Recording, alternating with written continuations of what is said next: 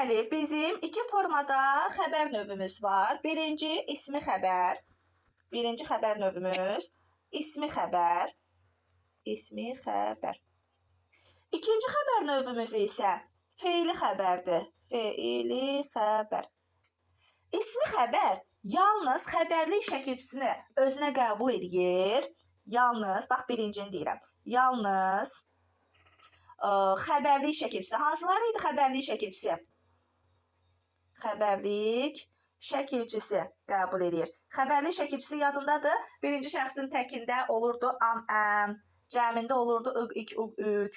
Sonra ikinci şəxsin təkində olurdu nə? İkinci şəxsin təkində olurdu san, sən. Cəmində olurdu sını, siniz. Düzdürmü? Eşidirsən Südabən məni? Aha. Sonra üçüncü şəxsdə də olurdu dır deyir. Dır üstü dörd. Cəmində də olurdu dırlar. Dırlar. Dır və dırlar üstü dörd. Hər ikisi ola bilir. Dır və dırlar. Yəni xəbərlik şəkilçisi yalnız bunları, bu xəbərlik şəkilçilərini qəbul edirdi ismi xəbərlərimiz. Məsələn, o şagirddir, həkimdir, şagirdsən, həkimsən. Fikir verirsən, həkim, şagird isimdir.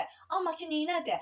Xəbərlik şəkilçisini qəbul elədi və xəbər formasına düşdü. Xəbər vəzifəsində iştirak elədi. Demək ki, biz o zaman deyirik ki, əgər sonunda isim, sifət, say, əvəzlik varsa, bir onu da deyim ki, ismi xəbərdə təkcə isimdən ibarət deyil. Həm də, gəl qələmin rəngini dəyişdirirəm, ismi xəbərdə isim, sifət, say və əvəzlik olmalıdır.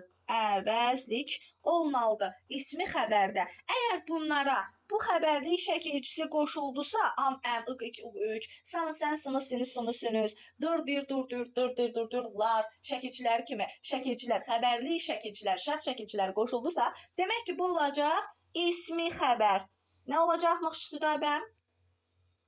İsmi xəbər. İsmi xəbər. Əgər yox, xəbərin tərkibində hərəkət varsa, yəni hərəkəti bildirirsə, bu artıq olacaq fe'li xəbər. Fe'li xəbər də nədir? Hərəkət bildirən xəbər növümüzdür. Məsələn, deyirik, yorulmuşam, gedirəm, gələcəyəm, oxuyacaq, gedəcəkdir. Yəni bunların hamısında fikir ver, hərəkət var, düzdürmü? Əgər burada hərəkət varsa, bu artıq olacaq fe'li xəbər. Deməli, ismi xəbərdə dedik ki, hərəkət olmasın, amma fe'li xəbərdə deyəcək ki, hərəkət olur. Tamam, yəni qısa şəkildə izah olaraq bunu bu formada təqdim edək. Bu formada tam yadımızda qalsın ki, xəbərdə yadında saxla ki, isim, sifət, say, əvəzlik varsa və onlar xəbərlik şəkilçisi qəbul elədisə, onlar olacaq ismi xəbər. Fe'li xəbərdə də hərəkət məzmunu varsa, həmin o hərəkət məzmununda da xəbərlik şəkilçilərini qəbul elədisə, bayaqları o xəbərlik şəkilçilərini göstərdim, ha, am, ıq, ük, bax, onlar xəbərlik şəkilçisidir. Həm ismi xəbərə qoşula bilir, həm də fe'li xəbərə qoşula bilir. Əgər bu fe'li xəbərə də qoşuldusa, demək ki, hərəkət varsa, fe'li xəbər olmuş olacaq.